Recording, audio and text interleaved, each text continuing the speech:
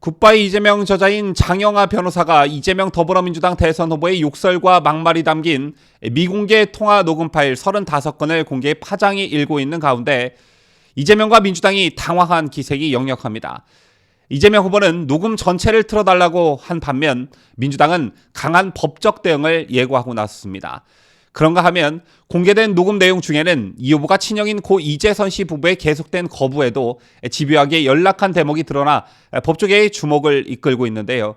자, 만약 당시 이재선 씨 부부가 법적으로 대응했더라면 이재명이 1년 이하의 징역에 처해질 수도 있었다는 법조계의 분석이 나오고 있습니다.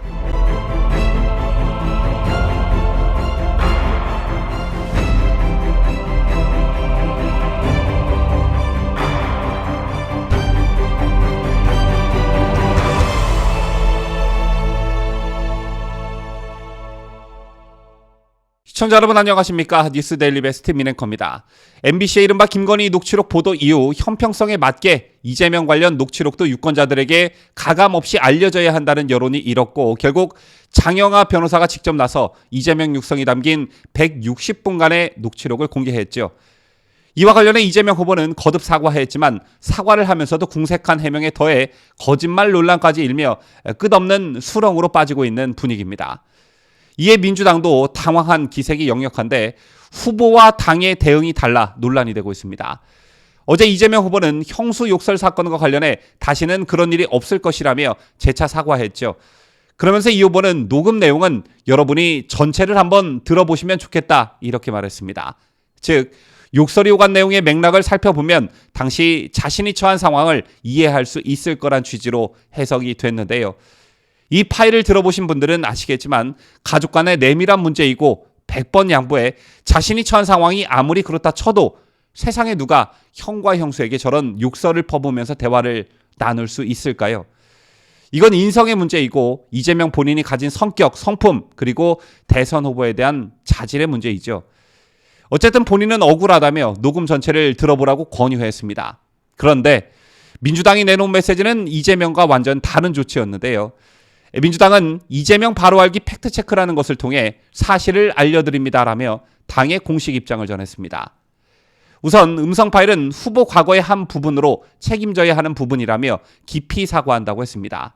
또 국민께 용서를 구한다고도 했습니다. 하지만 그 다음 대목에선 음성 파일 유포는 후보자 비방죄 등 선거법 위반에 해당한다며 즉시 고발 조치할 것임을 밝힌다 이렇게 엄포를 놓았는데요. 이 같은 소식이 전해지자 녹음을 들어보라는 건지 녹음을 들면 고발할 테니 가만히 있으라는 건지 헷갈린다는 반응이 줄을 이었습니다. 이 같은 모습을 보면 민주당 쪽에서도 이 녹음 파일을 놓고 어떻게 대처해야 하는지 우왕좌왕하는 모습이 엿보이는데요. 이런 가운데 이재명이 징역을 받을 수도 있었다는 정황이 녹취록에 고스란히 나타났다는 법조계 분석이 나와 화제를 모으고 있습니다.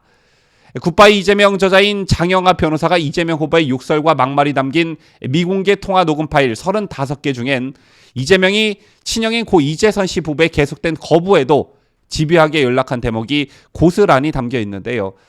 이걸 만약 이재선 씨 부부가 법적으로 대응했더라면 이재명이 법적 처벌을 받았을 수도 있다는 분석이 나오고 있는 것입니다. 공개된 160분 분량의 녹음에 따르면 이 후보는 친형인 이재선 씨 부부의 그만 연락하라는 수차례의 호소에도 불구하고 지속적으로 먼저 연락을 시도했습니다. 지난 18일 공개된 35편의 녹음 가운데 16편은 이재명이 먼저 전화를 걸면서 시작한 정황이 명확하게 드러나 있습니다. 이재선 씨는 여러 차례 통화에서 그만 전화해라. 정신병자한테 왜 전화하냐? 야 끊어. 전화하지 마. 술 먹고 전화하지 마라. 얘기할 거 없다며 이 후보의 연락에 불만을 표시했습니다. 또 이재선 씨는 남의 전화 사칭하지 마라. 검사 사칭하더니 남의 전화를 왜 쓰냐? 너 대폰도 쓰더라. 이 전화비 성남시가 내냐? 우리 딸한테 전화 왔을 때는 다른 번호가 떴다던데 라고 언급하기도 했습니다. 이 같은 이재선 씨의 녹취 발언을 보면 이재명으로부터 전화가 올 때마다 발신자 번호가 다른 것에 의구심을 제기하는 것으로 보여집니다. 뿐만 아니라 이재선 씨의 부인인 박인복 씨도 이제 나한테 전화하지 마세요. 끊을게요. 이렇게 욕하려고 전화했나요? 왜 전화했어요? 남편이 25일 동안 시달릴 거 다 시달렸는데 뭘 더 얘기해요라며 이 후보의 반복된 연락에 강한 거부감을 드러내고 있습니다. 이처럼 이재선 씨 부부가 연락을 피하려 할 때마다 이재명은 얘기해야죠. 증거를 남겨놔야지. 하여튼 얘기 좀 합시다. 왜 도망갔어? 형님한테 전화하는 게 뭐 이상하냐? 아니 됐어. 형님 바꿔봐. 형님 바꿔라 빨리. 좋게 말할 때 더 욕 듣기 싫으면 이 X야.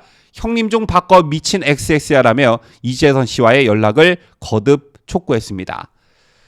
자, 그런데 이게 법적으로 문제가 될 수 있다는 해석이 법조계로부터 나오고 있는 것인데요.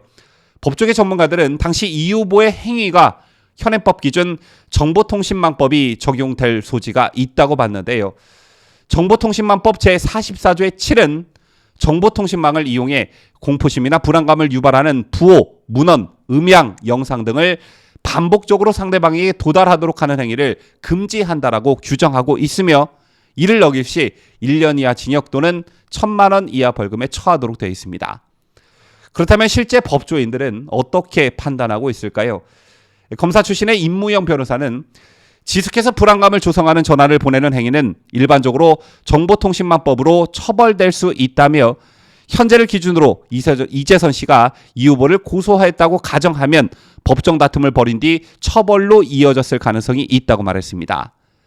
시사평론가인 서정옥 변호사 또한 상대방의 거부 의사에 반해 계속 전화하는 행위는 정보통신망법상 처벌할 수 있고 실제로 대여섯 번 전화한 것으로도 처벌된 판례가 있다며 이 후보가 번호를 바꿔가며 막무가내로 전화했다면 이 부분도 짚고 넘어가야 한다. 이재선 씨가 이 후보에게 맞서 대화하거나 형제 관계인 것은 무관하다고 부연 설명했습니다. 그런가 하면 한반도 인권과 통일을 위한 변호사 모임 부회장인 이현 변호사는 이 후보 같은 지속적인 연락이나 접근 시도는 법원에 접근 금지 가처분 신청을 할 수 있는 사안이다며 다만 이번 사안은 구체적인 법률 위반 여부와는 별개로 대통령 후보의 언행에 대한 국민적 판단이 필요한 문제로 보인다고 강조했습니다.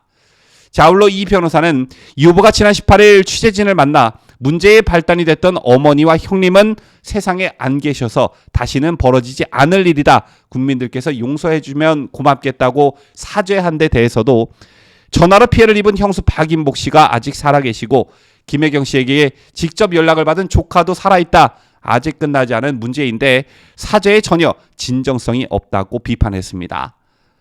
제밖에 또 다른 법조계 관계자는 이 후보는 모친 정신병원 문제를 빌미로 이재선 씨에게 거듭 연락을 시도하는데 진짜 의도는 자신의 시정을 비판한 데 대한 괴롭힘과 보복 의도가 있는 것으로 보인다며 만약 이재선 씨가 생존했다면 전화상으로 협박 강요를 받아 위협을 느꼈다며 법적으로 다퉈볼 여지가 있다고 밝혔습니다.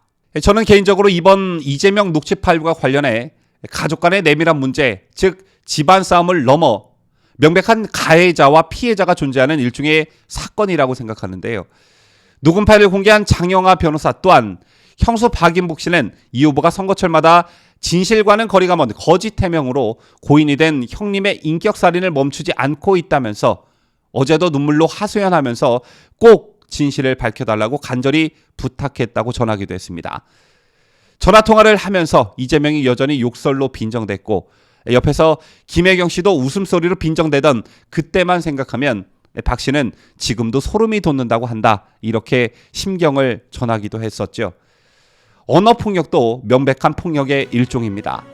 이런 명백한 폭력을 가족 간의 내밀한 문제로 치부하는 이재명, 유권자들의 심판이 반드시 뒤따를 거라 확신합니다.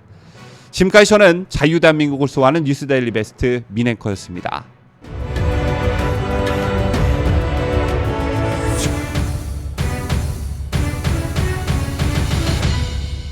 함께해요. 뉴스데일리 베스트.